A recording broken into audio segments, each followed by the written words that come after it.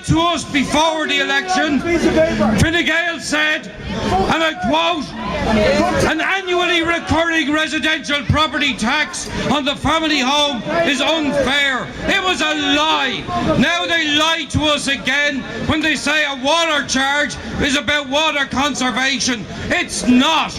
Most water is lost through leaks in the infrastructure, over 40% of it, because they refuse to invest in fixing the pipes. The experience in Britain should show us what water taxes will lead to. You create a revenue stream, you make a profitable Irish water company, and then you sell it off. And what does that lead to? It means jobs get cut. It means wages are cut. It means conditions are cut. Profits for shareholders are far, far more important than providing a proper service.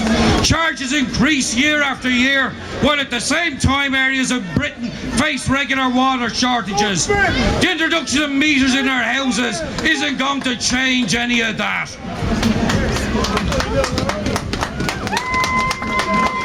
But of course, as we said, conservation of water is not their objective.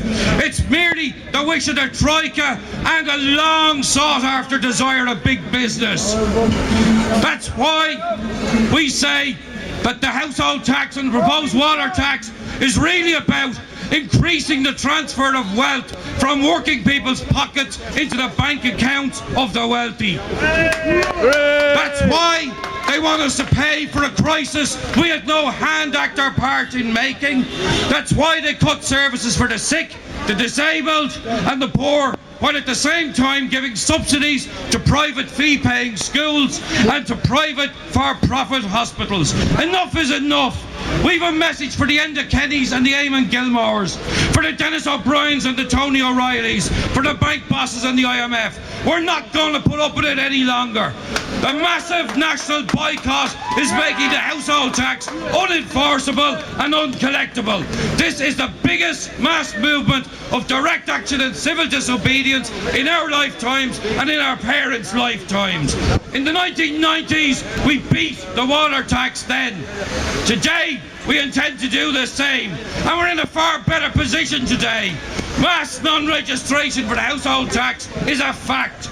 Over 850,000 of us have refused to pay. We're in a far stronger position than we were in the 90s. The battle against household and water taxes starts from a position of being organised in practically every community in the country. And we don't rely on pleading, begging or lobbying. We rely on the solidarity of our neighbours, our workmates and our communities. The people involved in this campaign, the vast majority of ordinary working people in the country, will not accept the austerity agenda. And we know that by organising together, we can resist it.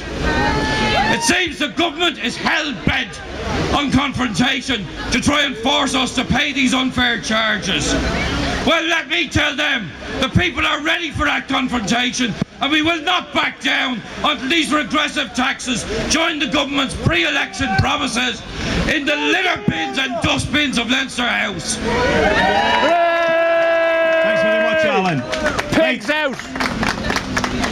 Now, the weather hasn't beaten us, but if anybody else feels like a little downpour, then we'll be across in Cleary's drinking.